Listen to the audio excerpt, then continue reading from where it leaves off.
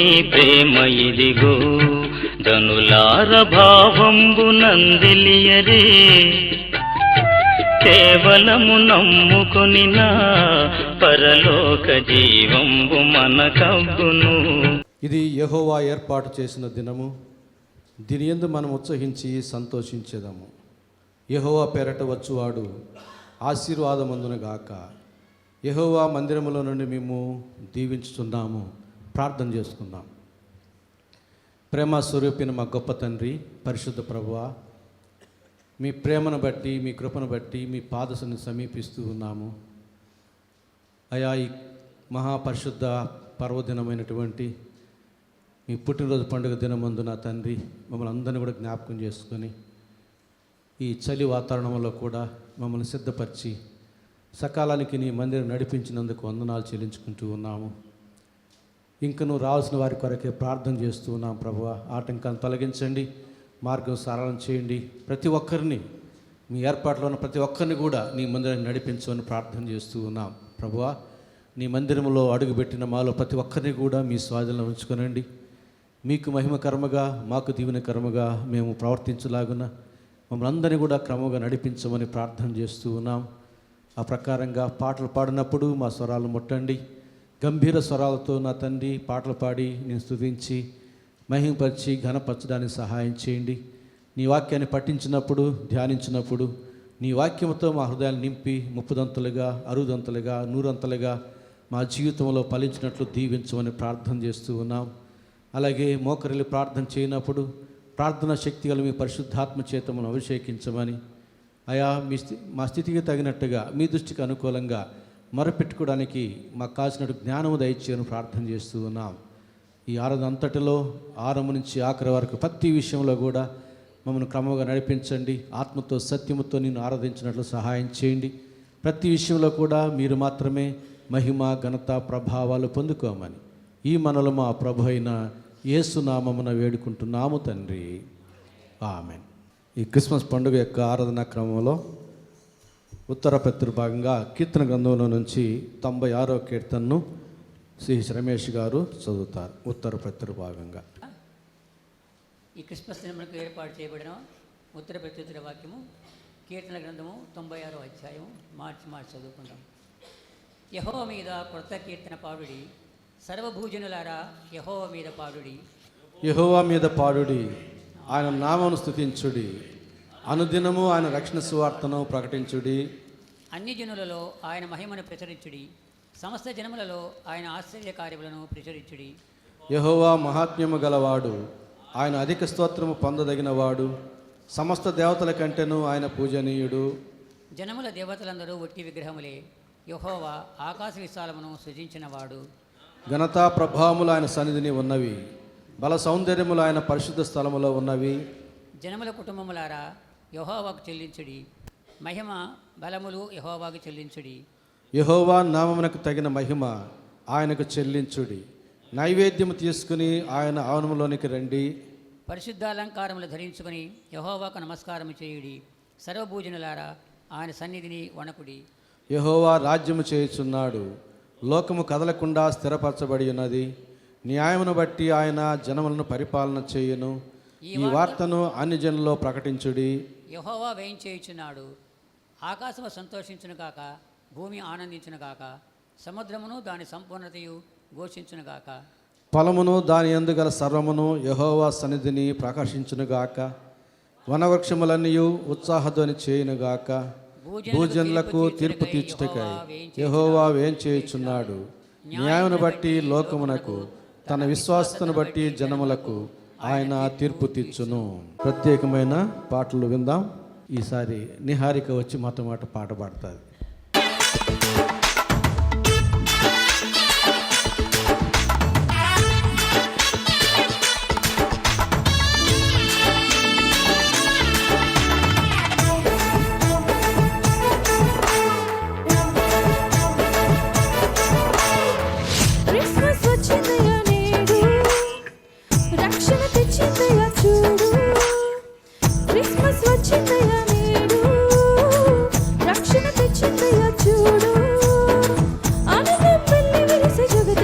చూడు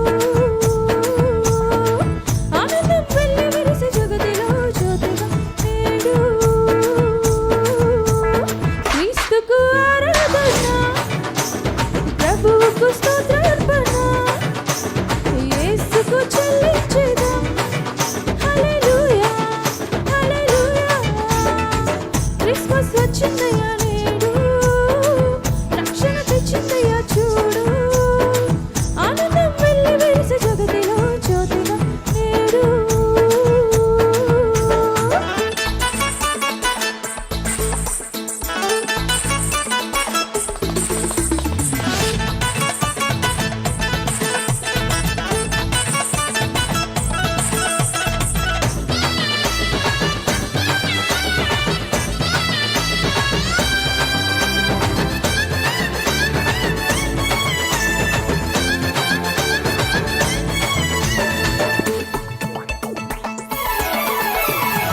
లోక పాపం తొలగింప, జీవితాలను వెలిగింప. లోక పాపం తొలగింప, జీవితాలను వెలిగింప. ఈ లోకానికి వచ్చేనండి ప్రభువు, విడుదల కలిగించే మనకు. ఈ లోకానికి వచ్చేనండి ప్రభువు, విడుదల కలిగించే మనకు. క్రీస్తుకు ఆరాధన, ప్రభువుకు స్తోత్రార్పణ, యేసుకు చెల్లించెదం.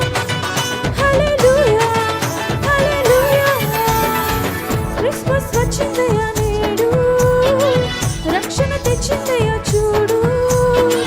ఆనందం వెళ్ళి వెలిసే జగతిలో జ్యోతిగా నేడు.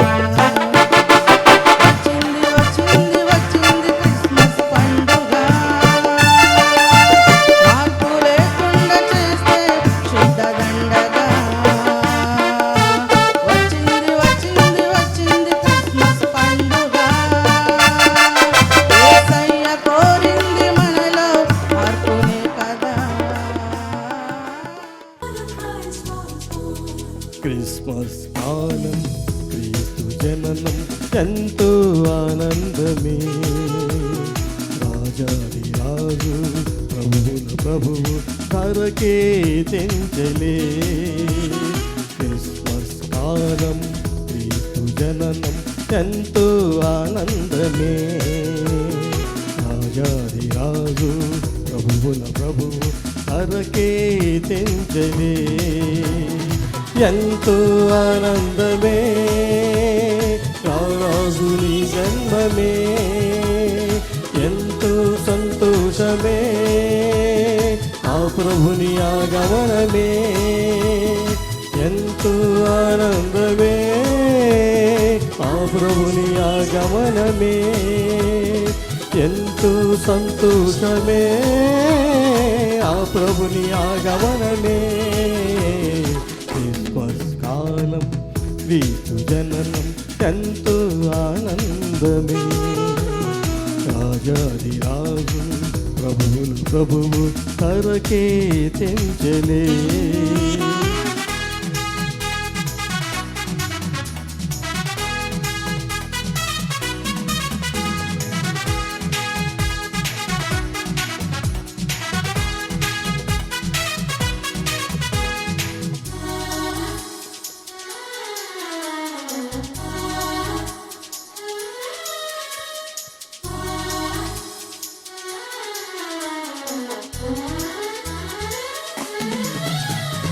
పరిశుద్ధుడు జన్మించెను పశువుల పాకలు. లోకాలనేలే రారాజుగా ఆ బెత్లెహేములో. పరిశుద్ధుడు జన్మించెను పశువుల పాకలు. లోకాలనేలే రారాజుగా ఆ బెత్లెహేములో. యూదా గోత్రములో ఒక తార కాంతిలో. యూదా గోత్రములో ఒక తార కాంతిలో. క్రిస్మస్ కాలం క్రీస్తు జననం ఎంతో ఆనందమే. రాజాది రాజు ప్రభువుల ప్రభువు ధరకే తెంచలే.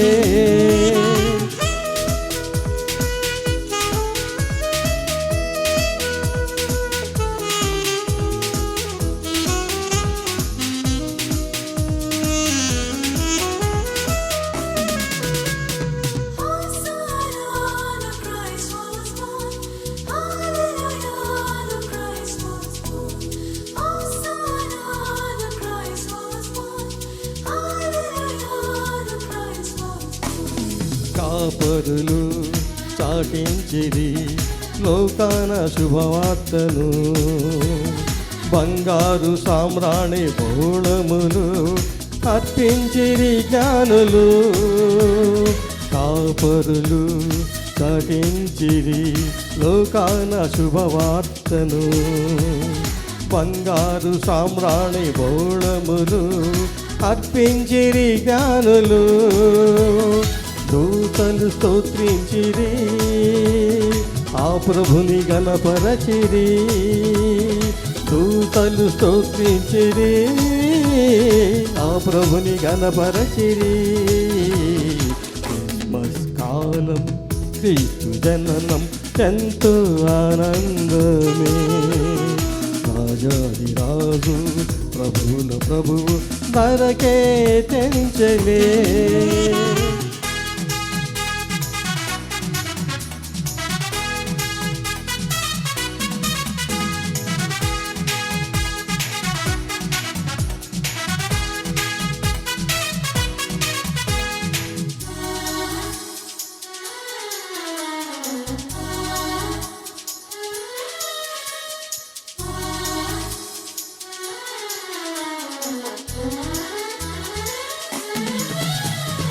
ఆ ప్రభువు జన్మించెను నరరూపధారిగా.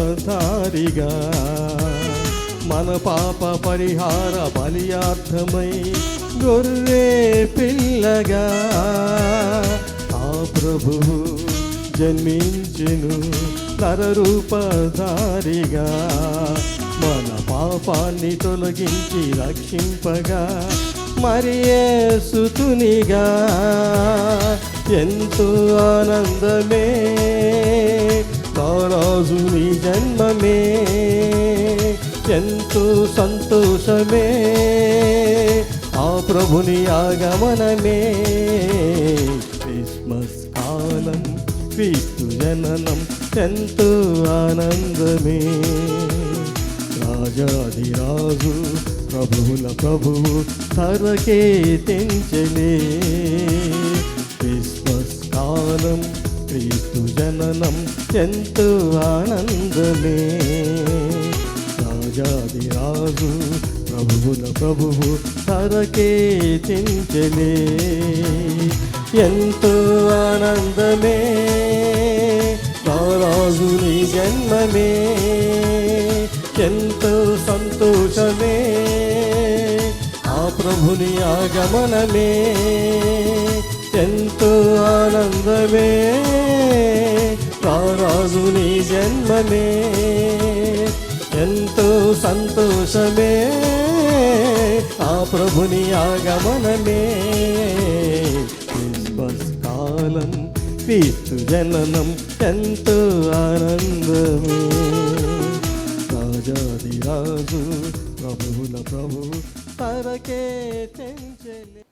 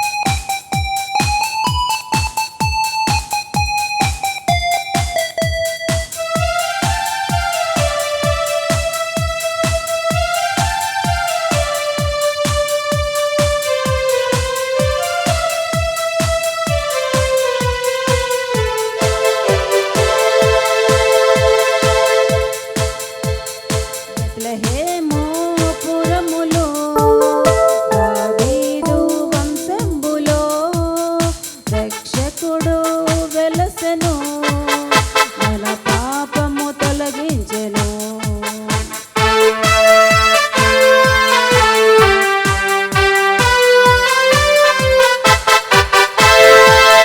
బెత్లెహేము పురములో దావీదు వంశంబులో రక్షకుడు వెలసెను మన పాపము తొలగించెను ఆనందమానందమే లోకానికి శుభదినమే ఆనందమానందమే సర్వ సృష్టికి సంతోషమే ఆనందమానందమే లోకానికి శుభదినమే ఆనందమానందమే సర్వ సృష్టికి సంతోషమే మరియా తనయుడై అనుజావతారుడై మహిలోన వెలసెను మన కొరకై జన్మించెను మరియా తనయుడై అనుజావతారుడై మహిలోన వెలసెను మన కొరకై జన్మించెను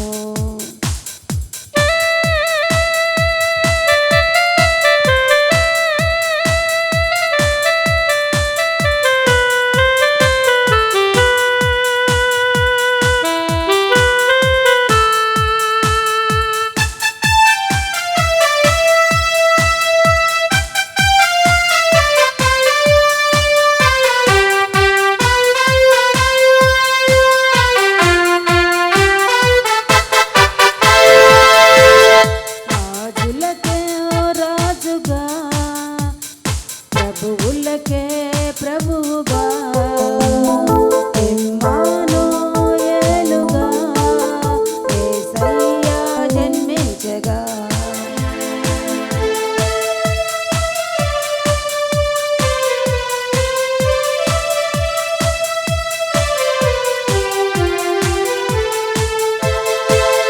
రాజులకు రాజుగా ప్రభువులకు ప్రభువుగా ఇమ్మానుయేలుగా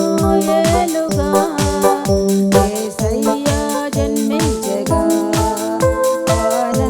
ఆనందమానందమే లోకానికి శుభదినమే ఆనందమానందమే సర్వ సృష్టికి సంతోషమే ఆనందమానందమే లోకానికి శుభదినమే ఆనందమానందమే సర్వ సృష్టికి సంతోషమే మరియా తనయుడై అనుజావతారుడై మహిలోన వెలసెను మన కొరకై జన్మించెను మరియా తనయుడై అనుజావతారుడై మహిలోన వెలసెను మన కొరకై జన్మించెను మన కొరకై జన్మించెను మన కొరకై జన్మించెను మన ధ్యాన నిమిత్తం ఏర్పాటు చేయబడినటువంటి లేఖన భాగములను మంజుల రమేష్ గారు చదువుతుండగా దయచేసి సంఘం నిలుచుండాలని మనవి చేస్తున్నాను. మత్తయి సువార్త 2వ అధ్యాయం మొదటి 12 వచనాలను మన ధ్యాన నిమిత్తమై దేవుని పరిశుద్ధ నామమునకు స్తుతి కలుగును గాక. పరిశుద్ధ గ్రంథం నుంచి నేటి దినమునకు ఏర్పాటు చేయబడినటువంటి వాక్యం చదువుకుందాం. అది మత్తయి సువార్త 2వ అధ్యాయము 1 నుంచి 12 వరకు. మత్తయి సువార్త 2వ అధ్యాయము 1 నుంచి 12 వరకు చదువుకుందాం. రాజైన హేరోదు దినముల యందు యూదో దేశ బెత్లెహేములో యేసు పుట్టిన పిమ్మట ఇదిగో తూర్పు దేశపు జ్ఞానులు యెరూషలేమునకు వచ్చి యూదుల రాజుగా పుట్టినవాడు ఎక్కడ ఉన్నాడు? తూర్పు దిక్కున మేము ఆయన నక్షత్రం చూచి ఆయనను పూజింపవచ్చితమని చెప్పిరి. హేరోదు రాజు ఈ సంగతి వినినప్పుడు అతడును అతనితో కూడా యెరూషలేము వారందరూ కలవడపడిరి. కాబట్టి రాజు ప్రధాన యాజకులను, ప్రజల నుండి శాస్త్రులను అందరినీ సమకూర్చి క్రీస్తు ఎక్కడ పుట్టునని వారిని అడిగాను. అందుకు వారు యూదయ బెత్లెహేములోనే ఏలయనగా, యూదో దేశ బెత్లెహేమా, నువ్వు యూదా ప్రధానులలో ఎంత మాత్రమును అల్పమైన దానవు కావు. ఇశ్రాయేలును నా ప్రజలను పరిపాలించే అధిపతి నీలో నుండి వచ్చును అని ప్రవక్త ద్వారా రాయబడి ఉన్నదండి. అంతటా హేరోదు ఆ జ్ఞానులను రహస్యముగా పిలిపించి ఆ నక్షత్రము కనబడిన కాలము వారి చేత పరిష్కారంగా తెలుసుకొని, మీరు వెళ్ళి ఆ శిశువు విషయమై జాగ్రత్తగా విచారించి తెలుసుకొనగానే నేనును వచ్చి ఆయనను పూజించినట్లు నాకు వర్తమానం తెన్నని చెప్పి వారిని బెత్లెహేమునకు పంపెను. వారు రాజు మాట విని బయలుదేరిపోవచ్చునుగా, ఇదిగో తూర్పు దేశమున వారు చూచిన నక్షత్రము ఆ శిశువు ఉండిన చోటికి మీదుగా వచ్చి నిలిచి వరకు వారికి ముందుగా నడిచెను. వారు ఆ నక్షత్రమును చూచి అత్యానంద భరితులై ఇంట్లోనికి వచ్చి తల్లి అయిన మరియను ఆ శిశువును చూచి సాగిలిపడి ఆయనను పూజించి తమ పెట్టెలు విప్పి బంగారమును, సాంబ్రాణిని, బోళమును కానుకలుగా ఆయనకు సమర్పించిరి. తర్వాత హేరోదు వద్దకు వెళ్ళవద్దని స్వప్నమందు దేవుని చేత బోధింపబడిన వారై వారు మరి యొక్క మార్గమున తమ దేశమునకు తిరిగి వెళ్ళిరి. ఆమెన్. దేవుడు ఈ వాక్యము మన వెనుకలో దీవించును గాక. వాక్యమును యాకోబుకు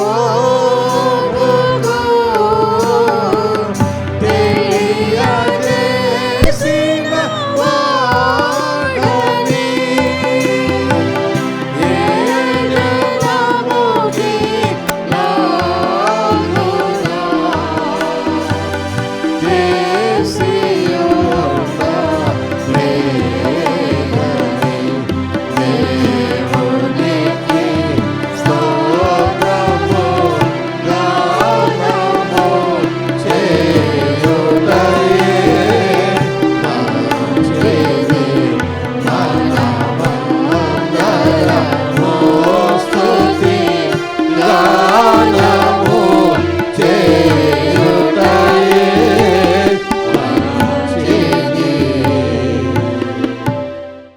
ప్రియులారా, మన ప్రభువైన యేసుక్రీస్తు నామంలో మీకు అందరికీ శుభములు తెలియజేస్తూ ఈ క్రిస్మస్ పండుగ యొక్క ఆరాధనకి మిమ్మల్ని స్వాగతిస్తూ ఉన్నాను. అలాగే నా తరపున, మా కుటుంబం తరపున మీకందరికీ క్రిస్మస్ పండుగ యొక్క శుభములు తెలియజేస్తూ ఉన్నాను. ఒక్కసారి అందరం లేచి నిలుచుండి ఒక్క నిమిషం మన ఇరుగు పొరుగు వారికి గ్రీటింగ్స్ చెప్పుకుందాం, శుభములు తెలియజేసుకుందాం. ఎవరితైనా భిన్నాభిప్రాయాలు ఉంటే మొట్టమొదటి వారితో మనం సమాధాన పడుతూ క్రిస్మస్ గ్రీటింగ్స్ తెలియజేసుకుందాం.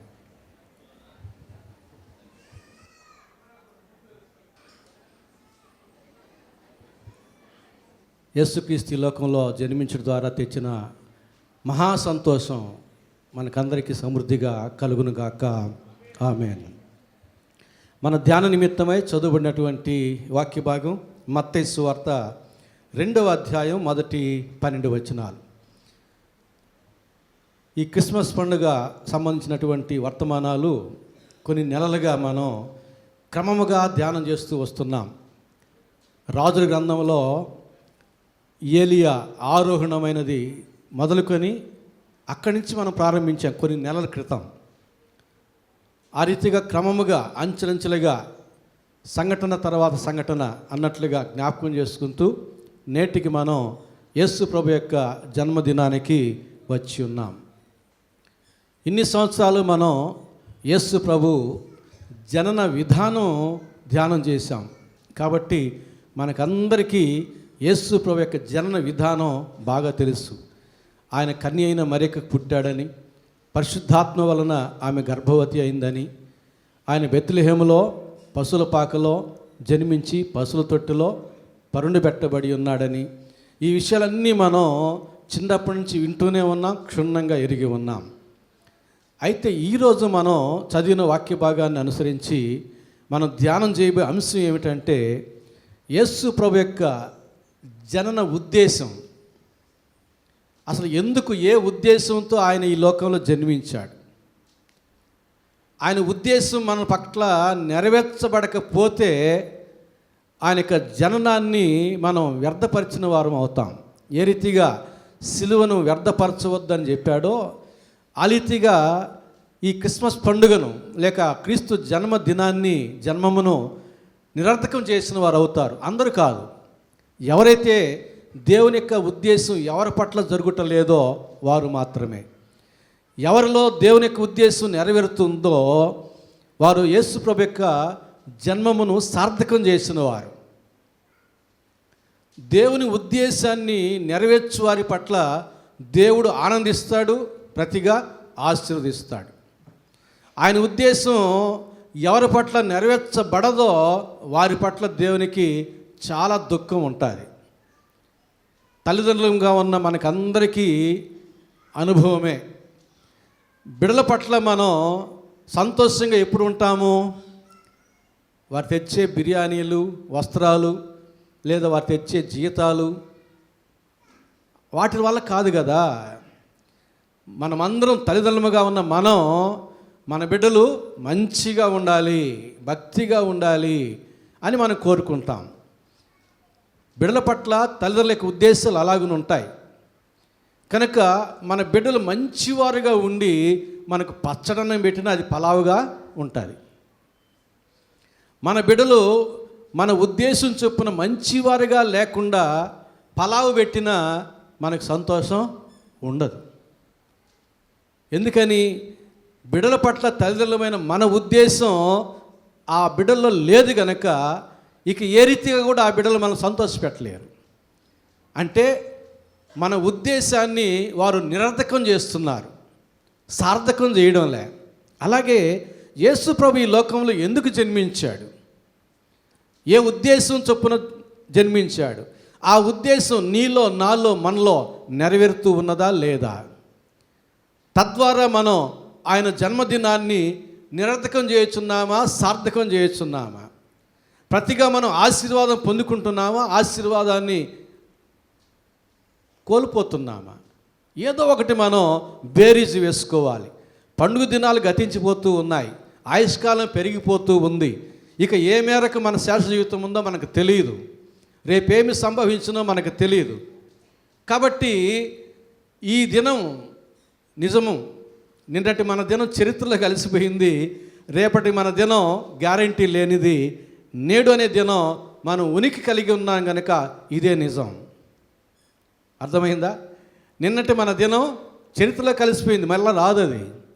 రేపటి దినం ఊహాజనితమైంది, గ్యారంటీ లేదు వస్తుందో రాదో. నేటి ఈ దినమే నిజమైనది, మనం చూస్తున్నాం, మనం ఉనికి కలిగి ఉన్నాం. కనుక ఈ శ్రేష్టమైన ఈ దినంలో మన జీవితాలను ఒకసారి యథార్థంగా పరిశీలన చేసుకోవాలి. దేవుడు మన యందు ఆనందించినట్లుగా మన ప్రవర్తన ఉందా, లేదా మనం దేవుని దుఃఖపెట్టే వారముగా ఉంటున్నామా? చదువుకున్న వాక్య భాగంలో చూస్తే జకర్యా లూకా సువార్త 1వ అధ్యాయంలో చెప్తాడు. లూకా సువార్త 1వ అధ్యాయంలో జకర్యా పలికిన మాటల్లో మనకు యేసు ప్రభు యొక్క జన్మం యొక్క ఉద్దేశం కనబడుతుంది. లూకా సువార్త 1వ అధ్యాయం 67వ వచనం నుంచి నేను చదువుతున్నాను. మరియు అతని తండ్రి జకర్యా పరిశుద్ధాత్మ పూర్ణుడై ఇట్లు ప్రవచించెను. జకర్యా యాజకుడు, పరిశుద్ధాత్మ చేత నింపబడి ప్రవచించిన మాటలు ఇప్పుడు మనం చదువుతున్నాం. ఏం చెబుతున్నాడు? 68వ వచనం నుంచి, ప్రభు అయిన ఇజ్రాయేలు దేవుడు స్తుతింపబడునుగాక. ఆయన తన ప్రజలకు దర్శనమిచ్చి వారికి విమోచన కలుగు చేశాను. తన సేవకుడైన దావీదు వంశమునందు మన కొరకు రక్షణ శృంగమును, అనగా మన శత్రువుల నుండి, మనం ద్వేషించు వారందరి చేతి నుండి తప్పించి రక్షణ కలుగు చేశాను. దీనిని గూర్చి ఆయన ఆది నుండి తన పరిశుద్ధ ప్రవక్తల నోట పలికించాను. ఆయన మన పితరులను కరుణించుటకును, తన పరిశుద్ధ నిబంధనను, అనగా మన తండ్రి అయిన అబ్రహాముతో తాను చేసిన ప్రమాణమును జ్ఞాపకం చేసుకున్నటకును, మనం శత్రువుల చేతి నుండి విడిపింపబడి మన జీవితకాలం అంతయు నిర్భయులమై ఆయన సన్నిధిని పరిశుద్ధముగాను నీతిగాను ఆయన సేవింపను అనుగ్రహించుటకును ఈ రక్షణ కలుగజేసెను. యేసు ప్రభు ఈ లోకంలో జన్మించడం ద్వారా మరణ భయాన్ని నరక భయాన్ని తొలగించి రక్షణ ఆనందాన్ని ఇవ్వడానికి ఆయన ఈ లోకంలో జన్మించాడు. మనమందరము రక్షించబడాలి. ఏ ఒక్కరు నశించిపోకూడదు, అంటే ఏ ఒక్కరు నరకానికి వెళ్ళకూడదు, ఏ ఒక్కరు నరకపాత్రులుగా జీవించకూడదు. మనమందరం పరిశుద్ధులముగా జీవించాలి. మనమందరం క్రీస్తు తెచ్చిన రక్షణ ఆనందాన్ని అనుభవించాలని యేసు ప్రభు ఈ లోకంలో జన్మించాడు. అందుకే ఆయనకి పెట్టబడిన పేరేమిటి? యేసు అంటే రక్షకుడు అని అర్థం. సిమియోను కూడా యేసు ప్రభుని తన చేతిలోనికి తీసుకొని, సర్వజనులతో నీవు సిద్ధపరిచిన రక్షణ నేను కనులారా చూస్తున్నాను అంటున్నాడు. యేసును చూస్తూ చెప్పిన మాట, నీ రక్షణను నేను కనులారా చూస్తున్నాను అంటున్నాడు యేసు ప్రభుని చూస్తూ. అంటే యేసు ప్రభుని రక్షణగా కొనియాడుతూ ఉన్నాడు.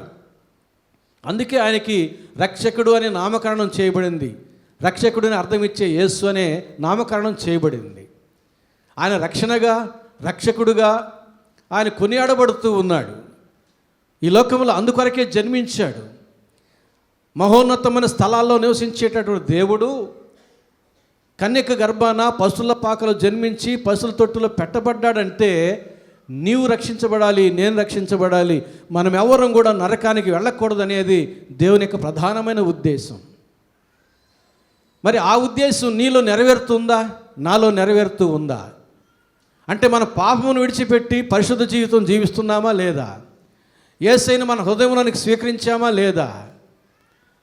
యేసు ప్రభు లోకంలో జన్మించాడు. లోకులందరికీ మహా సంతోషం. అందులో నీవు ఉన్నావు, నేను ఉన్నాను. లోకంలో ఎన్నో కార్లు ఉన్నాయి. నీకు సంతోషం లేదు, నాకు సంతోషం లేదు. లోకంలో కార్లను బట్టి నీకు కారు ఉంటే నీకు సంతోషం, నాకు కారు ఉంటే నాకు సంతోషం. కాబట్టి యేసు ప్రభు లోకంలో ఉన్నాడు. మరి నీకు సంతోషం రావాలంటే నీలో యేసు ప్రభు ఉండాలి, నీ హృదయంలో యేసు ప్రభు ఉండాలి, మన జీవితంలో యేసు ప్రభు ఉండాలి. యేసు ప్రభు మన జీవితంలో ఉంటే, మన హృదయంలో ఉంటే మనం పరలోక సంబంధమైన, దైవ సంబంధమైన, పరిశుద్ధమైన వెలుగులో మనం ప్రవర్తిస్తాం. అట్టి ప్రవర్తన దేవుడు ఆస్వాదిస్తాడు, ఆనందిస్తాడు, ప్రతిగా మనకు ఆశీర్వాదాలు అనుగ్రహిస్తాడు. జకర్యా పరిశుద్ధాత్మ పూర్ణుడై పలుకుతున్నటువంటి ప్రవచనాలు రక్షణ కలుగజేసెను. చదువుతున్నాం, మనం అందరం కూడా చదువుతాం రక్షణ కలుగజేశాడని. ఇప్పుడు నేను రక్షణ కలుగు చేసినా నేను చదివా. ఎవరికి కలుగు చేశాడు? ఆయన నాకు కలుగు చేసి ఉంటే కదా, నేను రక్షించబడి ఉంటే కదా నేను పలికిన మాట యథార్థమవుతుంది. నేనేమో రక్షించబడకుండా ఆయన రక్షణ కలుగు చేసినాడు అని అంటే అర్థం ఏమిటి? అందులో అర్థం ఉండదు. కనుక ఆయన పుట్టినరోజు పండుగ, అది హిస్టారికల్ ఫెస్టివల్ అంటాం. 2000 సంవత్సరాల క్రితం డిసెంబర్ 25వ తేదీన ఆయన బెత్లెహేములో జన్మించాడు. అది అందరం పండుగ చేసుకోగలిగినట్టు దినం అది. అది చారిత్రాత్మకమైన క్రిస్మస్ పండుగ. మరి నీ పర్సనల్ క్రిస్మస్, క్రీస్తు నీ హృదయంలో జన్మిస్తే అది నీ క్రిస్మస్ పండుగ అవుతుంది. ఇది అందరి పండుగ. ఈ అందరి పండుగలో నీ క్రిస్మస్ పండుగ కూడా ఉండాలి. అది దేవుడు కోరుకుంటూ ఉన్నాడు. అప్పుడు నీకు సంతోషం. ఎవరిలోనో జన్మించాడని, ఎక్కడో జన్మించాడని నువ్వు సంతోషించడం ఏమిటి? నీలో జన్మించాడని నీవు సంతోషించాలి. అది దేవుని యొక్క ఉద్దేశం. యేసు ప్రభుకి మన హృదయంలో స్థానం ఇవ్వకుండా, మనం పాపం విడిచిపెట్టి పరిశుద్ధ జీవితం జీవించకుండా పండుగలు ఎన్ని చేసినా ప్రయోజనం లేదు. ఇప్పుడు పాటలు పాడిన వారందరూ అదే తాత్పర్యంతో పాడారు. బట్టలు వేసుకోవడం కాదు, పిండి వంటలు చేసుకోవడం కాదు, మరి అలంకరణ కాదు, హంగామా కాదు, ఇవన్నీ ఎన్ని పదాలు వచ్చాయి పాటల్లో. ఇవి కాదు మన కంటి పండగ, పంటి పండగ, వంటి పండగ ప్రతి సంవత్సరం చెప్పుకునేవే. ఆత్మ పండగ, ఆత్మీయ పండుగ, ఆశీర్వాదకరమైన పండుగ ఎప్పుడవుతుందంటే యేసు నీలో ఉన్నప్పుడు, యేసు నీ హృదయంలో జన్మించినప్పుడు. ఆనాడు పశువుల పాకలో జన్మించాడు, ఈనాడు నీ హృదయంలో జన్మించాలి. అది నీకు క్రిస్మస్ పండుగ. ఇది చారిత్రాత్మకమైన క్రిస్మస్ పండుగ, అందరం జరుపుకుంటాం. ఆనాడు, అప్పుడు, అక్కడ యేసు జన్మించాడని. మరి ఈనాడు, ఇక్కడ, ఇప్పుడు మన హృదయంలో జన్మించి ఉంటే నీ హృదయంలో ఆనందం ఉంటుందని తెలియజేస్తున్నాను.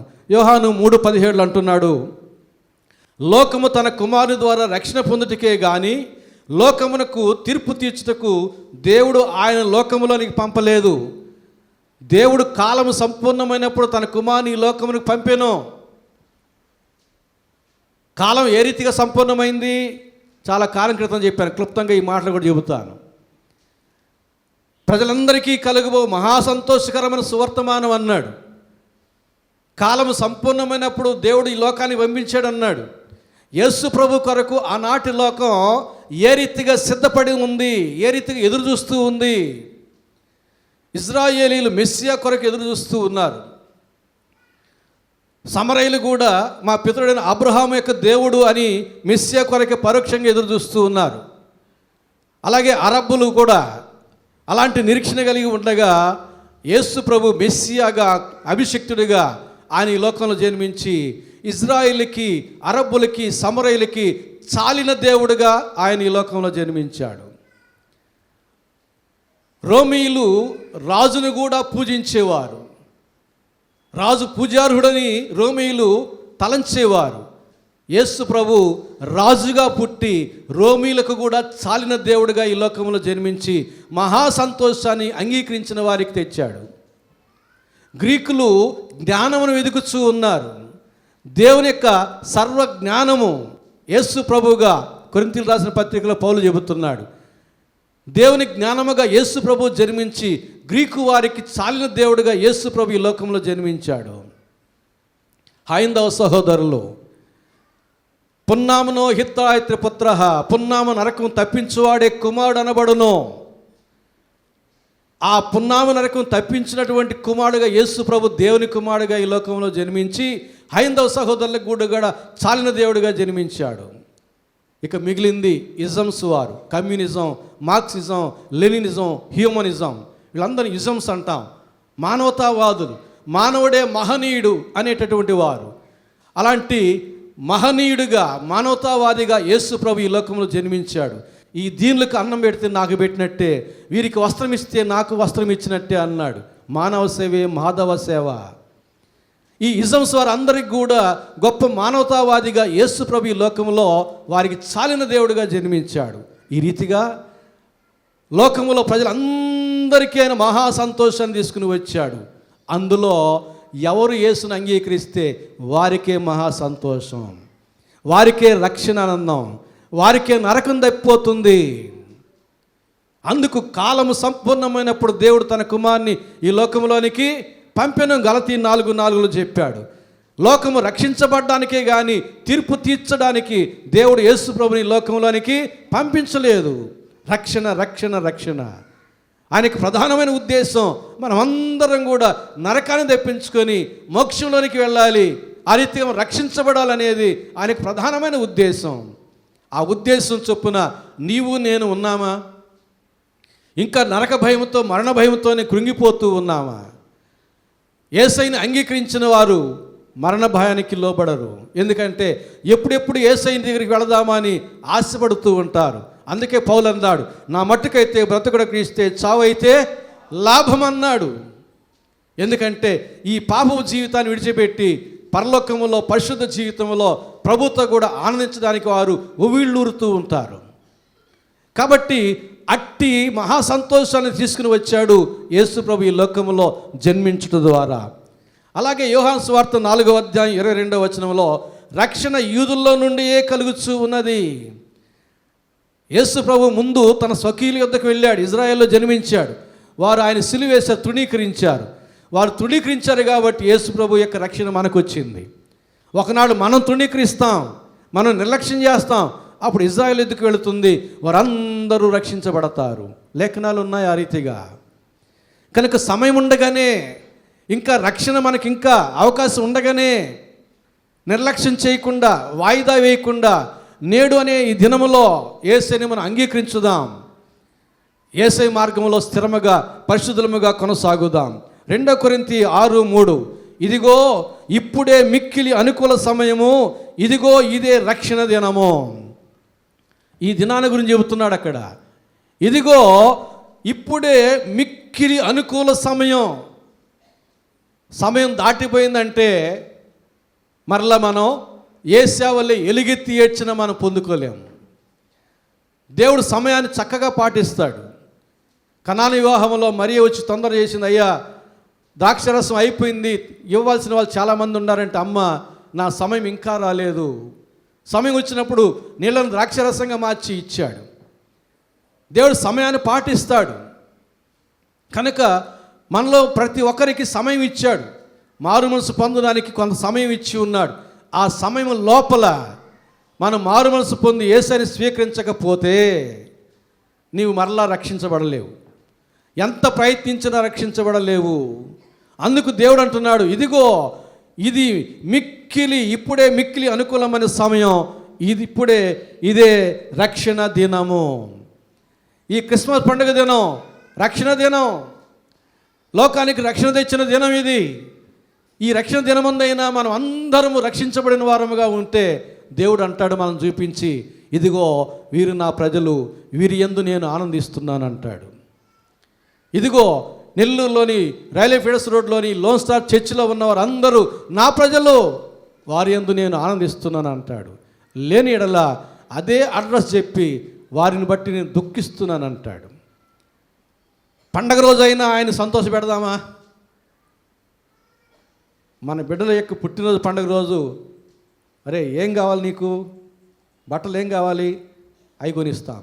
పిండి వంటలు ఏం కావాలి, అవి తయారు చేస్తాం.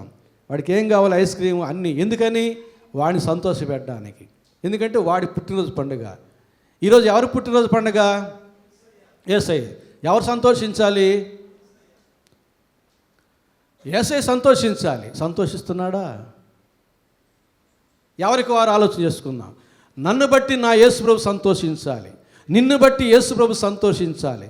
ఈ రీతి ఇక్కడ చేరిన మన అందరిని బట్టి ఇప్పటికిప్పుడు దేవుని మందిరంలో ఉన్న మన ఆలోచనలు దేవునికి ఇష్టమైనవిగా ఉన్నాయా? మన దృష్టి దేవునికి ఇష్టమైనదిగా ఉందా? మన నోరు దేవునికి ఇష్టమైనదిగా ఉందా? మన యొక్క హృదయంలోని ఆశలు దేవునికి ఇష్టమైనవిగా ఉన్నాయా? మన యొక్క తలంపులు దేవునికి ఇష్టమైనవిగా ఉన్నాయా? మన అంతరంగం దేవునికి ఇష్టమైనదిగా ఉందా? అన్నిటినీ ఎరిగిన దేవుడు ఆయన. మన ఆలోచనలు, మన ఆశలు, మన యొక్క అంతరంగం, మన యొక్క ఉద్దేశాలు, మన మాటలు, మన యొక్క దృష్టి దేవునికి విరోధంగా ఉంటే ఏ రీతిగా నీవు దేవుని సంతోషపెట్టగలవు? కనుక అన్ని విషయాలు మనం సరిచేయబడాలి, అన్ని విషయాలు మనం సరిదిద్ది చేయబడాలి, అన్ని విషయాలు దేవుడు అంగీకరించాలి, ఆనందించాలి, ప్రతిగా మనం దీవించాలి. అందుకంటున్నాడు అపోస్తలుల కార్యగ్రంథం 2వ అధ్యాయం 40వ వచనంలో, మీరు మూర్ఖులకు ఈ తరము వారికి వేరై రక్షణ పొందుడని వారిని హెచ్చరించెను. ఎవరికి వేరైపోయి రక్షణ పొందాలి? మూర్ఖులకు వేరైపోవాలి. మూర్ఖులతో కలిసి మనం ఉంటే మనం రక్షించబడలేము. ఎందుకంటే వారు ఎంతకీ యేసయ్యని అర్థం చేసుకోలేరు. ఆయన యొక్క ప్రేమ, ఆయన యొక్క కరుణ, ఆయన యొక్క జాలి, ఆయన యొక్క దయ, ఆయన సిలువలో ఆయన చిందించిన రక్తం, ఆ త్యాగం ఎవరికి అర్థం కాదు. వారు చూచుట మటుకు చూతురు కానీ తెలుసుకోరు, వినుట మటుకు విందురు కానీ గ్రహించుకోరు. కన్నులుండి చూడలేని, చెవులుండి వినలేని వారుగా, ఆత్మీయ అంధులుగా, ఆత్మీయ బధిరులుగా దేవుని చేత ఎంచబడతారు. ఎవరి పేర్లైతే జీవగ్రంథంలో ఉన్నాయో వారు ఎలాంటి వారు అవుతారో తెలుసా? నా మాట వారి చెవిని పడగానే వారు నాకు లోబడుదురు, నా గొర్రెలు నా స్వరము వినును. యేసు ప్రభు ఒక మంచి కాపరిగా పోల్చుకున్నాడు. ఆయన గొర్రెలముగా మనం ఉంటే ఆయన మందగా మారిపోతాం. ఆయన మందలో మనం ఉంటే మనకు నరక భయం ఉండదు, మరణ భయం ఉండదు. ఎప్పుడైనా సరే మోక్షానికి వెళ్ళిపోదాం, దేవునితో కలిసి సంతోషిద్దాం అని మనకు ఒక నిరీక్షణ కలుగుతుంది. జీవముతో కూడినటువంటి నిరీక్షణ మనకు కలుగుతుంది. అందుకే యోహాను 3:16 అంటాడు, దేవుడు లోకమును ఎంతో ప్రేమించెను కాగా ఆయన తన అద్వితీయ కుమారునిగా పుట్టిన వాని యందు విశ్వాసముంచు ప్రతి వాడును నశింపగా నిత్య జీవం పొందినట్లు ఆయనను అనుగ్రహించెను. దేవుడు యేసు ప్రభుని ఎందుకు అనుగ్రహించాడంటే మనం నశించిపోకుండా రక్షించబడ్డానికి, మనం నరకానికి వెళ్లకుండా మోక్షానికి చేరుకోవడానికి. కాబట్టి దేవుడి యొక్క ప్రధానమైన ఉద్దేశం మనం రక్షించబడ్డాం. ఎన్నో క్రిస్మస్ పండుగలు వెళ్ళిపోయినాయి. కనీసం ఈ క్రిస్మస్ పండుగ దినమందైనా మనం రక్షించబడిన వారంగా ఉంటే అది ఎంతో గొప్ప విషయం. ఇంకా ఇంకా ఇంకా రక్షించబడని వారముగా ఉంటే ఇంకెప్పుడు రక్షించబడతారు, ఇంకెప్పుడు రక్షించబడతారు. రక్షణను మీరు నిర్లక్ష్యం చేయవద్దు. అమూల్యమైనది, అపురూపమైనది. ఇలాంటి శ్రేష్టమైనటువంటి రక్షణ కొరకు దేవుడి లోకంలో జన్మించితే ఆయన ఉద్దేశం మనం అందరూ రక్షించబడ్డం అయితే, అట్టి శ్రేష్టమైన రక్షణ మనం నిర్లక్ష్యం చేసి వాయిదాలు వేసేవారు కొందరు, నిర్లక్ష్యం చేసేవాళ్ళు కొందరు, ఆ తక్కిడో బిక్కడో ఏదో లేనని అనుకునేవాళ్ళు కొందరు. ఇది మన యొక్క అజ్ఞానం అని నేను తెలియజేస్తూ ఉన్నాను. గమనించండి, దేవుని యొక్క ప్రధానమైన ఉద్దేశంలో పాలిభాగస్తులైన వారిలో ప్రవక్తలే కాకుండా పరిశుద్ధులే కాకుండా ఆకాశమందలి నక్షత్రం కూడా ఒక సాధనంగా మారింది. ఆకాశమందలి నక్షత్రానికి యేసు ప్రభు యొక్క పుట్టుకలో ఉన్న ప్రధాన ఉద్దేశం ఎరిగినదై ఆ రీతిగా వ్యవహరించి ముగ్గురు జ్ఞానుల్ని రక్షకుని యొద్దకు నడిపించింది. మనకందరికీ తెలుసు, మత్తయి సువార్త మనం చదువుకున్నాం. 2వ అధ్యాయం 2 వచనాలు. రాజైన హేరోదు దినముల యందు యూదయ దేశ బెత్లెహేములో యేసు పుట్టిన పిమ్మట ఇదిగో తూర్పు దేశపు జ్ఞానులు యెరూషలేమునకు వచ్చి యూదుల రాజుగా పుట్టినవాడు ఎక్కడ ఉన్నాడు, తూర్పు దిక్కున మేము ఆయన నక్షత్రమును చూచి ఆయన పూజింపవచ్చుమని చెప్పిరి. ఆకాశం వైపు చూశారు వాళ్ళు. నక్షత్రం కనబడింది. చాలా నక్షత్రాలు ఉన్నాయి, అసంఖ్యాకమైన నక్షత్రాలు ఉన్నాయి, అగణితమైన నక్షత్రాలు ఉన్నాయి, లెక్కింపజాల నక్షత్రాలు ఉన్నాయి. అందులో ఒక నక్షత్రం ప్రత్యేకంగా ఉంది. ఎందుకని? అది ఎవరి నక్షత్రం? ఆయన నక్షత్రం. జాతకాలకు వీళ్ళతో అడుగుతారు, నీ నక్షత్రం, నీ తేదీ అని. మీ నక్షత్రం ఏది? ఏమని చెప్తారు? మీ నక్షత్రం. అది ఆయన నక్షత్రం, మరి మీ నక్షత్రం చాలా విచిత్రం కాదు? కాబట్టి మనకు నక్షత్రాలు లేవు. యేసయ్యకే ఒక నక్షత్రం ఉంది. ఆయన నక్షత్రాలంగా మనం అందరం మారాలి. చెప్తాను ఆ విషయం. అది ఆయన నక్షత్రం. ఈ తూర్పు దేశపు జ్ఞానులకి ఎట్లా తెలిసింది? ఆదికాండం 1వ అధ్యాయం ఇదివరకు చెప్పాను. 14వ వచనంలో 4వ దినమందు ఆయన సృష్టి చేసేటప్పుడు ఆకాశంలో రాత్రిని ఏలుటకు చిన్న జ్యోతిని, పగటిని పెద్ద జ్యోతిని, నక్షత్రాలను ఆయన చేశాడు. చేసి వాటి గురించి ఏం చెప్పాడు? కాలములు, దినములు, సంవత్సరములను, సూచనలు అవి తెలియజేయనుగాక అన్నాడు. అంతే. కాలములు, దినములు, సంవత్సరాలు మనం తెలుసుకుంటున్నాం, క్యాలెండర్లు తయారు చేసుకుంటున్నాం. మరి సూచనలు, అవి సూచనలు కూడా తెలియజేస్తాయి, మనం గ్రహించుకోలేకపోతున్నాం. తూర్పు దేశపు జ్ఞానులు ఆయన నక్షత్రం యొక్క సూచన పసిగట్టారు. పసిగట్టి ఈ నక్షత్రం ఏం సూచిస్తుందంటే యూదులకు రాజుగా పుట్టాడు, ఆయన పూజార్హుడు అని తూర్పు దేశపు జ్ఞానులు అన్యులు గ్రహించి ఆయన పూజించడానికి వచ్చారు. అయితే చూచినప్పుడు మాత్రం సత్యాన్ని గ్రహించగలిగినారు. నేనేమంటానంటే మనం చూచినప్పుడు అన్యులు మన పరిశుద్ధమైన ప్రవర్తన, మన ప్రేమ, మన జాలి, మన దయ, మన యొక్క సత్క్రియలను చూచిన వారు ఆకర్షితులై మనలాగే యేసు ప్రభు యొద్దకు వారు కూడా నడవాలి. ఆ రీతిగా మనం చూచిన వారికి మనం కనబడాలి. అదే మత్తయి సువార్త 5వ అధ్యాయం 16వ వచనం చెబుతున్నాడు. మత్తయి సువార్త 5వ అధ్యాయం 16వ వచనం చదువుతున్నాను. మనుషులు మీ సత్క్రియలను చూచి పరలోకమందున్న మీ తండ్రిని మహిమపరచునట్లు వారి ఎదుట మీ వెలుగు ప్రకాశింపనీయుడి. మనుషుల ఎదుట మన వెలుగు ప్రకాశింపజేయాలి. ఎక్కడుంది మన వెలుగు? మనం లైట్ వేసుకొని పోవాలన్నా? లైట్ వేసుకొని పోవాలన్నా? వెలుగు, మన వెలుగు మనం అందరం ప్రకాశింపజేస్తాం. పండగ పూట రుద్ది ముఖాన్ని అది పూసి ఇది పూసి మన వెలుగు ప్రకాశింపజేస్తాం. పక్కోళ్ళ వరకు వస్తుంది ఆ వెలుగు, గ్లో. ఇంకా కొంతమంది బ్యూటీ పార్లర్కి పోయి ఒక 5,000 ఇచ్చి గ్లో తెచ్చుకొని మన వెలుగు ప్రకాశింపజేస్తాం. 2 రోజులు ముచ్చటే అది. 3వ రోజు మళ్ళా మాడిపోయిన ముఖమే. మన వెలుగు అన్ని జనుల మధ్య ప్రకాశింపజేయడం అంటే మన ముఖ మెరుగులు కాదు, మన సత్క్రియలు అనేటటువంటి వెలుగు. అది మత్తయి 5:16 చెప్పేది. మనుషులు మీ సత్క్రియలను చూచి, మన మంచి క్రియలను చూసి, మన మంచి మాటలు చూచి, మన మంచి ఉద్దేశాలను చూచి ఆకర్షితులవుతారు. ఆకర్షితులై వారు కూడా ఆ వెలుగులో, ఆ మంచి అనే వెలుగులో నడుస్తారు. అంతిమంగా క్రీస్తును చేరుకుంటారు. అందుకనే ఎఫెసీ 5:9 ఏమంటుందంటే, వెలుగు ఫలము సమస్త విధములైన మంచితనము. వెలుగు ఫలము ఏమిటి? మీరు ఈ లోకానికి వెలుగు వంటి వారంటే మనం వెలిగిపోతున్నామా? వెలుగు అంటే సమస్త విధములైన, వెలుగు ఫలం ఏమిటి? సమస్త విధములైన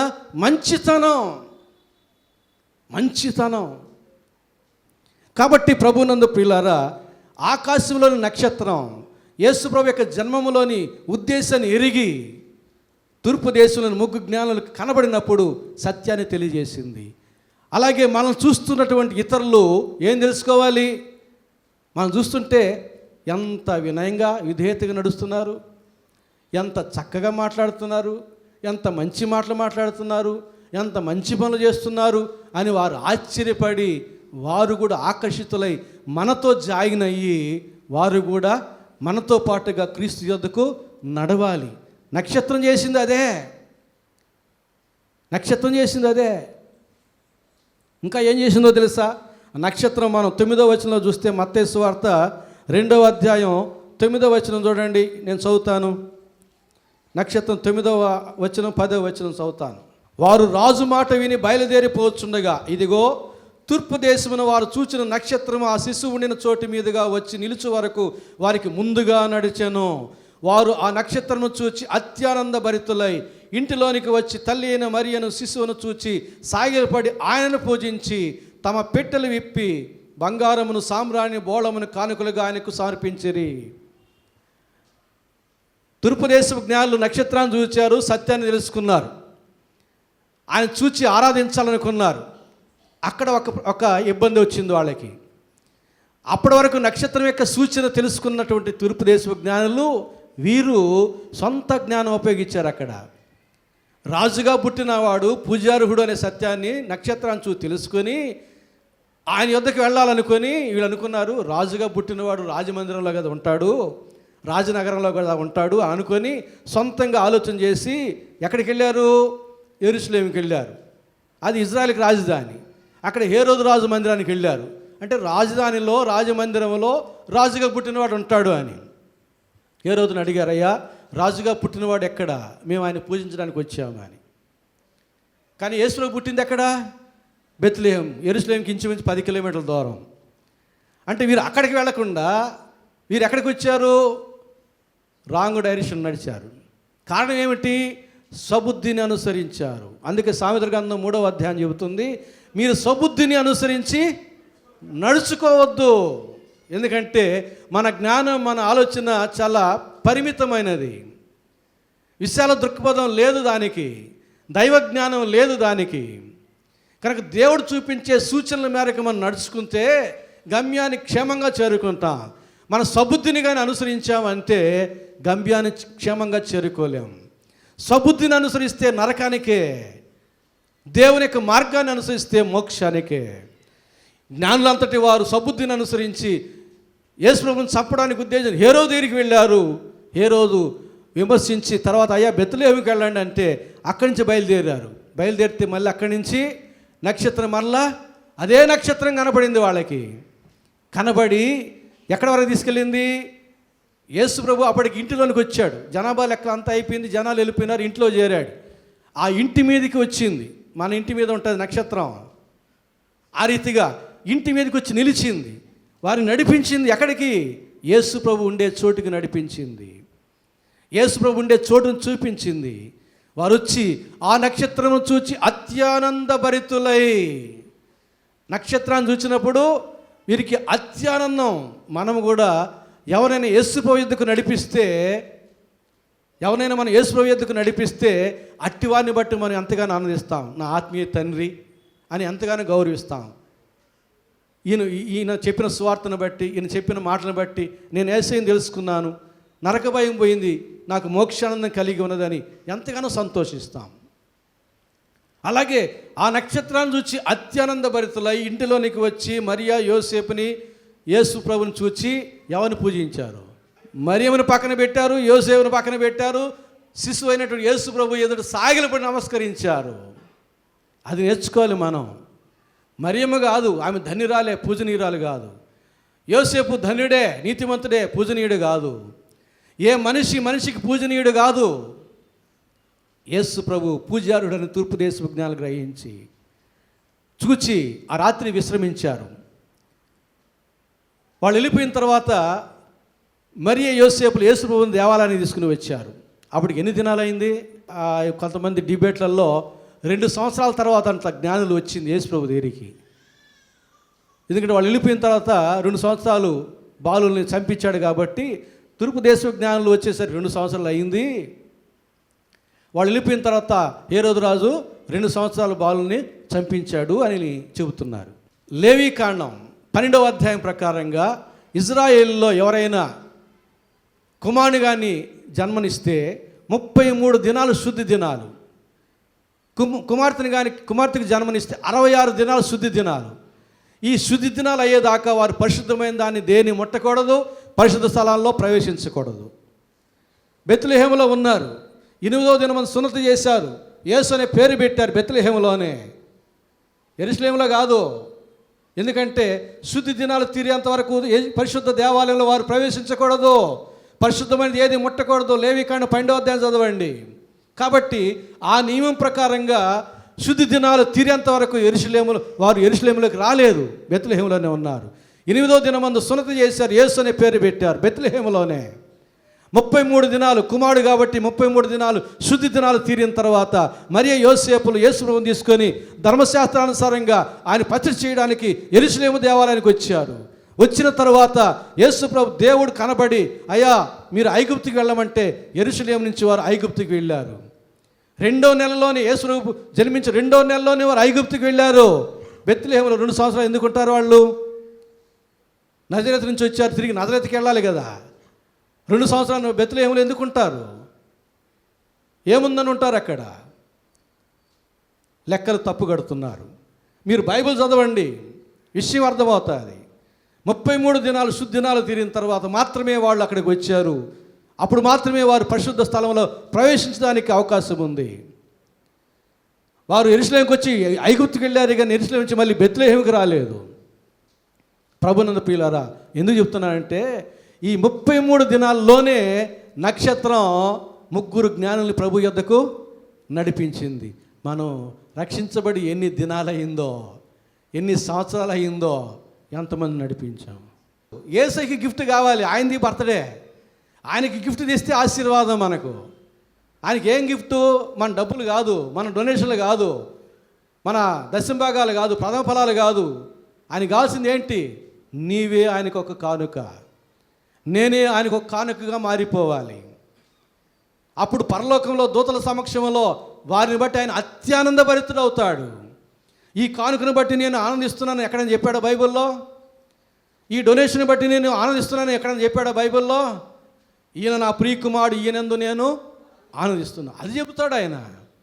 నిన్ను బట్టి ఆయన ఆనందించాలి, నన్ను బట్టి ఆయన ఆనందించాలి. అందుకు నీవు నేను ఆయన కానుకగా మారిపోవాలి. మన జీవితాలు ఆయన చేతుల్లో ఉంచాలి. పాపం విడిచిపెట్టి పరిశుద్ధముగా మారిపోవాలి. అట్టివారి యందు ఆయన ఆనందించువాడై ఉన్నాడు. 33 రోజుల్లో ఆకాశంలో నక్షత్రం 3 ప్రభు యొద్దకు నడిపించింది. 33 సంవత్సరాల్లో 3 నడిపించామా? ఏమీ పని చేయము దేవునికి. మరలా మనకు ప్రభు ఆ నూతన సంవత్సరం నాకు దయాకిరీటంగా ఇస్తాడు, దయాకిరీటంగా. ఆయన పని ఏమి చేయకుండా, ఆయన ఉద్దేశం నెరవేర్చకుండా, ఆయన సంతోష పెట్టకుండా 2025, 2035, 2045, 2050 ఇస్తా ఉంటే 3035 కూడా అడుగుతారు. ఆయన అంటున్నాడు, ఫలించని ప్రతి చెట్టు నరకబడి అగ్నిలో వేయబడును. మన జీవితంలో పరలోక సంబంధమైన ఫలాలు లేకపోతే ఎందుకు దేవుడు అలాంటి వ్యక్తిని ఈ లోకంలో ఉంచాలి? చూస్తాడు చూస్తాడు చూస్తాడు. ఆయనకు ఓపిక నశించిందంటే చెట్టును నరికి వేయమంటాడు. అందుకే యోహాన్ అన్నాడు, ఇప్పుడే చెట్టు వేరుని గొడ్డలి పెట్టబడి ఉన్నది అన్నాడు 2000 సంవత్సరాల క్రితం. ఇంకా చెట్టు వేరు లేదు, ఆ గొడ్డలి అది పైకెత్తబడింది, వస్తా ఉంది గొడ్డలి. ఏ చెట్టు మీద పడుతుందో, ఫలించని ఏ జీవితం మీద పడుతుందో ఆ గొడ్డలి ఎప్పుడు పడుతుందో తెలియదు. అందుకే చెప్పాను ప్రారంభంలో, రేపేమి సంభవించునో మనకు తెలియదు. కాబట్టి నేడే రక్షణ దినం, ఇదిగో ఇదే మిక్కిలి అనుకూల సమయం, ఇదిగో ఇది రక్షణ దినం. ఇప్పటికైనా యేసుని మన హృదయంలోనికి స్వీకరించుదాం. ఇక నుంచి అయినా పరిశుద్ధ జీవితం జీవించడానికి తీర్మానం చేసుకుందాం. శాశ్వత జీవితం అంతట్లో దేవుణ్ణి ఆనందపరుచుదాం, దేవుని యందు మనం ఆనందిద్దాం. నక్షత్రం 33 దినాల్లో 3 జ్ఞానం నడిపించిందే. ఎవరైతే అనేక మందిని దేవుని తట్టు తిప్పుతారో వాళ్ళందరూ కూడా ఆయన నక్షత్రాలుగా మారిపోతారని దానియేలు గ్రంథం 12వ అధ్యాయం 3వ వచనం తెలియజేస్తూ ఉన్నది. దానియేలు గ్రంథం 12వ అధ్యాయం 3వ వచనం, బుద్ధిమంతులైతే ఆకాశ మండలంలోని జ్యోతులను పోలిన వారై ప్రకాశించెదరు. నీతి మార్గమును అనుసరించి నడుచుకున్నట్లు ఎవరు అనేకులను తిప్పుదరో వారు నక్షత్రము వలె నిరంతరము ప్రకాశించెదరు. ఆనాడు ఆకాశంలో నక్షత్రమే కదా ఆయన నక్షత్రం. ఈనాడు ఇక్కడ కూడా భూమి మీద ఆయన నక్షత్రాలు ఉన్నారు. ఎవరైతే జనాల్ని యేసు యొద్దకు నడిపిస్తారో, నరకాన్ని తప్పించి మోక్షం వైపు నడిపిస్తారో వాళ్ళందరూ దేవుని యొక్క దృష్టికి ఆయన నక్షత్రాలు. మనం ఇటు పైకి చూస్తే ఒక నక్షత్రం కనబడుతుంది, ఆయన నక్షత్రం. ఆయన కిందకి చూసినప్పుడు చాలా నక్షత్రాలు కనబడతా ఉన్నాయి, అవన్నీ ఆయన నక్షత్రాలే. ఆ నక్షత్రాలు మన ఇంటి మీద ఉండే నక్షత్రాలు కాదు, మన మందిరంలో ఉండే ఈ నక్షత్రాలు కాదు, పేపర్తో చేసిన నక్షత్రాలు కాదు. ఎవరైతే యేసుప్రభు యొక్క ప్రేమను తెలిపి నరకంలో నుంచి తప్పించి మోక్షం వైపు నడిపిస్తున్నారో వారందరూ ఆయన నక్షత్రాలు, యేసుప్రభు యొక్క నక్షత్రాలు. అంతే, నీవు నేను ఆయన నక్షత్రాలమై ఉంటూ ఉన్నాం. ప్రభునందు ప్రియులారా, తర్వాత చూడండి, జ్ఞానులు యేసుప్రభుని చూచి ఆరాధించి ఆ రాత్రి అక్కడ విశ్రమించారు. విశ్రమించినప్పుడు వారికి దేవుడు కళ్ళ కనపడి ఏం చెప్పాడు? 11-12 వచనాలు. మత్తయి సువార్త 2వ అధ్యాయం 11-12 వచనాలు. 12వ వచనం, తర్వాత హేరోదును వద్దకు వెళ్ళవద్దని స్వప్నమందు దేవుని చేత బోధింపబడిన వారు మరి యొక్క మార్గమున తమ దేశములకు కాదు, తమ దేశమునకు అంటే ఏకవచనం. తూర్పు దేశపు జ్ఞానులు ఏకవచనం. ప్రారంభంలో ఏకవచనం, ముగింపులో కూడా ఏకవచనం. అంటే ఒకే దేశం నుండి వచ్చిన వారు ఆ జ్ఞానులు. తూర్పు దేశపు జ్ఞానులు, ఒక దేశపు జ్ఞానులు. వారు తమ దేశమునకు వెళ్ళిరి. ఒక దేశానికి సంబంధించిన వారు, వాళ్ళు ఆయా దేశాల నుంచి వచ్చిన వారని చెబుతున్నారు. అది బైబిల్ ప్రకారం విరుద్ధం. కాబట్టి వారు స్వప్నమందు దేవుని చేత బోధించబడ్డారు. ఇప్పుడు తూర్పు దేశ జ్ఞానంలో దృష్టిలో ఎవరు దేవుడు? ఎవరు పూజించారు? యేసుప్రభుని. యేసుప్రభుని పూజించే వారి దృష్టిలో యేసుప్రభు దేవుడు. ఇప్పుడు వారి స్వప్నంలో ఎవరు కనపడి ఉండాలి? యేసుప్రభువే కనపడి ఉండాలి. ఆయన ఎక్కడున్నాడు? ఇంటిలో ఉన్నాడు. ఇంటిలో ఉన్న యేసుప్రభు రాత్రి వేళ వారి స్వప్నంలో కనపడి, మీరు హేరోదు వద్దకు వెళ్ళవద్దు. పుట్టి ఇంకా 2వ నెల కూడా పూర్తి కాలేదు, ఆయన మాట ఏంది మనం వినేది? మనం హేరోదు రాజు దగ్గరికి వెళ్దాము, ఈయన చిరునామా చెప్దాము, మనకు బహుమానం ఇస్తాడని అనుకున్నారా? నేను గత ఆదివారం చెప్పాను, మరే గర్భంలోని క్రీస్తు పూజార్హుడే, పశువుల తొట్టిలోని క్రీస్తు పూజార్హుడే, శిలువ మీద వేలాడుతున్న యేసు పూజార్హుడే అని చెప్పాను. కనుక ఈ తూర్పు దేశపు జ్ఞానుల యొక్క కళలో, స్వప్నములో శిశువు అయిన యేసు ప్రభు కనబడి అక్కడికి వెళ్ళవద్దు అనగానే, రాజు బహుమానం మాకు అక్కర్లేదు, రాజు యొక్క మాటలను మెప్పించాల్సిన పని లేదు, మేము మా దేవుని మాటకు లోపడతామని వెంటనే వారు తమ దేశానికి వెళ్ళిపోయినారంతే. దేవునికి వారు లోబడి ఉన్నారు, దేవునికి వారు విధేయులయ్యారు. అలాగే పేతురు రాసిన మొదటి పత్రిక 3వ అధ్యాయం 20వ వచనం చదివి నేను ముగిస్తాను. చక్కటి మాట ఉంది ఇక్కడ. పేతురు రాసిన మొదటి పత్రిక 3వ అధ్యాయం 20వ వచనం, దేవుని దీర్ఘశాంతము ఇంకా కనిపెట్టుచుండినప్పుడు పూర్వము నోవహు దినములలో ఓడ సిద్ధపరచబడుచు ఉండగా అవిధేయులైన వారి యొద్దకు, అనగా చెరలో ఉన్న ఆత్మల యొద్దకు ఆయన ఆత్మరూపిగానే వెళ్ళి వారికి ప్రకటించెను. ఆ ఓడలో కొందరు అనగా 8 మంది నీటి ద్వారా రక్షణ పొందిరి. అవిధేయులైన వారందరికీ ప్రకటించబడింది, 8 మంది మాత్రమే రక్షించబడ్డారు. 2000 సంవత్సరాలుగా ప్రపంచం అంతటా ప్రింట్ మీడియా ద్వారా, ఎలక్ట్రానిక్ మీడియా ద్వారా, సోషల్ మీడియా ద్వారా, మరి మందిర పరిసరాల ద్వారా ప్రకటించబడుతూనే ఉన్నాడు యేసుప్రభు యొక్క రక్షణ పొందువారు ఎంతమంది? అది నీవు నేను ఎవరికి వారు బేరీజు వేసుకోవాలి. నేను రక్షించబడ్డాను ఎవరికి వారు చెప్పుకోవాలంతే. నా సంఘం అంతా రక్షించబడిందని నేను చెప్పలేను, ఎందుకంటే మన అందరి పేరు జీవగ్రంథాలు ఉన్నాయో లేదో నాకు తెలియదు. నేను జీవగ్రంథాన్ని ఎప్పుడు చూడలేదు, ఉందని విన్నాను, చూడలేదు. అందులో ఎవరి పేర్లు ఉన్నాయో నాకు తెలియదు, నా పేరు కూడా ఉందో లేదో నాకు తెలియదు. కానీ నాకు నమ్మకం ఉంది, విశ్వాసం ఉంది, దేవుడు నన్ను రక్షించాడు, నేను రక్షించబడ్డానని. అట్లా ఎవరికి వారు దృఢపరచుకోవాల్సిందే. మీ నమ్మిక, మీ నిరీక్షణ, వాటిని బట్టి మీరు మీ యొక్క నమ్మిక ఉంటుంది, స్థిరపరచుకోవాలి. మీరు రక్షించబడిన వారా కాదా? కాబట్టి ప్రభునందు ప్రియులారా, యేసు ప్రభు యొక్క జన్మ విధానం మనకు తెలుసు, కానీ యేసు ప్రభు యొక్క జన్మ ఉద్దేశం మనం గ్రహించి ఆ యొక్క ఉద్దేశం మన పట్ల నెరవేర్చబడులాగున మన జీవితాలను సవరించుకోవాలి, సరి చేసుకోవాలని మనం చేస్తున్నాను. ఇంకా మన జీవితంలో దేవునికి ఆయాస్కరమైన విషయాలు ఏవైనా ఉంటే వాటిని ఇక్కడే విడిచిపెడదాం. ఇక్కడి నుంచి వెళ్ళేటప్పుడు మార్పు చెందిన వారముగా ఈ పండుగ రోజు, ఈరోజు దేవుణ్ణి సంతోషపెట్టు వారముగా మనం ఆలోచన చేద్దాం. ఈరోజు మన దేవుణ్ణి సంతోషపెట్టు వారముగా మన యొక్క ఆశలను మార్చుకుందాం. ఈరోజు దేవుణ్ణి సంతోషపెట్టు వారముగా మన ప్రవర్తన సరి చేసుకుందాం. ఇక్కడి నుంచి మన ఇంటికి ఏం తీసుకెళ్దాం? ఆశీర్వాదం తీసుకుని వెళ్ళాలి. ఇక్కడి నుంచి మన ఇంటికి దేవుని మాటలు తీసుకుని వెళ్ళాలి. ఇక్కడి నుంచి మన ఇంటికి మనం మంచి వారముగా మారిన వారమై వెళ్ళాలి. అప్పుడు మన ఇండ్లు ఆశీర్వాదంతో నింపబడుతుంది. అప్పుడు మన ఇల్లు సంతోషం, సమాధానంతో నింపబడుతుంది. వచ్చాము వెళ్ళిపోయామంటే ఏ రీతిగా వచ్చావో ఆ రీతిగానే వెళితే ఆ రీతిగానే ఉంటుంది నీ కుటుంబం, నీ ఇల్లు. హాస్పిటల్కి వచ్చావు, రోగివై హాస్పిటల్కి వచ్చావు, రోగిగానే ఇంటికి వెళ్ళిపోతే ఏం ప్రయోజనం?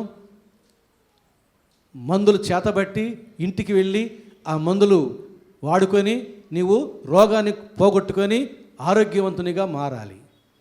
అలాగే దేవుని ఇంటికి వచ్చావు, దేవుని యొక్క మాటలనే మందుని చేతబట్టు, హృదయంలో పట్టు, తీసుకుని వెళ్ళు, వాటిని అనుసరించు, నీ జీవితాన్ని మార్చుకో. యేసు ప్రభువుని హృదయం రమ్మని ఆహ్వానించు. ఈ పండుగ నాడు నీవు ఆయన ఆహ్వానిస్తే సంతోషంగా నీ హృదయంలోనికి వస్తాడు. నీ జీవితం మారిపోతుంది, నీ భవిష్యత్తు మారిపోతుంది. మన పెద్దలు అంటారు ఒక మాట, మతి ఎంతో. ఇంతసేపు నేను చెప్పి వేస్ట్, ఈ ఒక్క మాట చాలు. మతి ఎంతో గతి అంత. అంటే నీ మతి బాగుంటే నీ భవిష్యత్తు బాగుంటుంది. నీ భవిష్యత్తు బాగుండాలని నీవు నేను అందరం కోరుకుంటున్నాం. అందుకు మనం ఏం చేయాలి? మన మతిని, మన గతి మంచిగా మార్చుకోవడం నీ చేతిలో ఉంది, నా చేతిలో ఉంది. మన మతిని మార్చుకుంటే చాలు, మన గతి మారిపోతుంది మంచిదిగా. పరిశుద్ధాత్మ దేవుడు ఆ రీతిగా మనం ప్రేరేపించి నడిపించి దీవించును గాక. ఆమెను ప్రార్థన చేసుకుందాం. ప్రేమ స్వరూపిన మా గొప్ప తండ్రి, పరిశుద్ధ ప్రభువా, మా జీవితాలు ఇంకా నీకు ఆయాస్కర విషయాలు ఏవైనా ఉంటే వాటిని తొలగించండి. నా ప్రభువా, మా హృదయాల్లోనికి రమ్మని వేడుకుంటూ ఉన్నాం. మహా సంతోషాన్ని మాకు అనుగ్రహించని ప్రార్థన చేస్తున్నాం. మేము కలిగి ఉన్న సంతోషాన్ని పరిపూర్ణం చేయమని, పరిశుద్ధపరచమని ప్రార్థన చేస్తూ ఉన్నాం. ప్రభువా, మా యందు మీరు ఆనందించాలి, మేము మీ యందు ఆనందించాలి.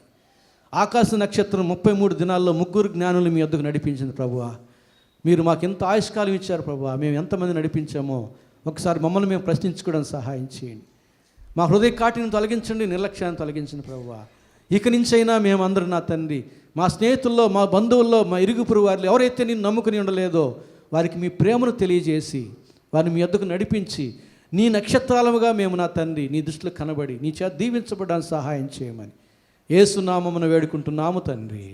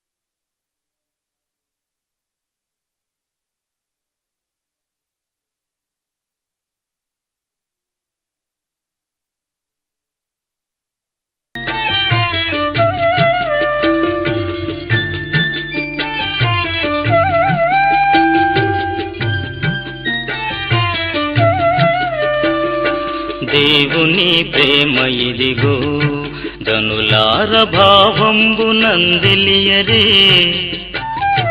కేవలము నమ్ముకొనిన పరలోక జీవంబు మనకబ్బును పరలోక జీవంబు మనకబ్బును